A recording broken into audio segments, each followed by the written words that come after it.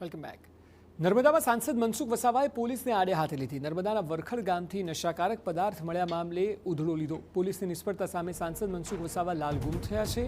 મનસુખ વસાવાએ પોલીસની નિષ્ફળતા સામે સવાલો ઉઠાવ્યા છે। મારી રજૂઆત છતાં પોલીસે દારૂ અને નશાકારક પદાર્થ પર ધ્યાન ન આપ્યું તેવું કહ્યું।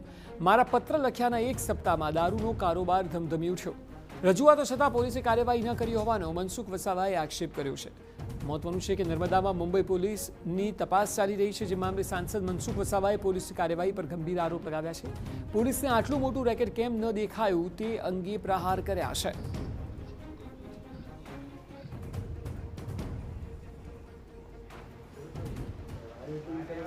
એલસીબી પીઆઈ થોડા દિવસ માટે રજા પર ઉતરી ગયા હતા, પણ કોક ને કોક આમાં કંઈ સેટિંગ કરવા માટે ઉતર્યા હતા મને લાગે છે। મારો સીધો આક્ષેપ છે, કારણ કે વિશેષ જવાબદારી એમની છે ને આજે ઘણા વર્ષોથી એક જગ્યા પર ચીટકી રહ્યો છે। એનો મતલબ શું? તો એ તો ખરા જ, પણ જિલ્લાનું પોલીસ તંત્ર પણ આમાં જવાબદાર હું ગણું છું કે અમારી રજૂઆત પછી અઠવાડિયાની અંદર ફરી પાછા દારૂ જોગારના અડ્ડા ધમધમે, એટલે એમને શરમ આવી જોઈએ।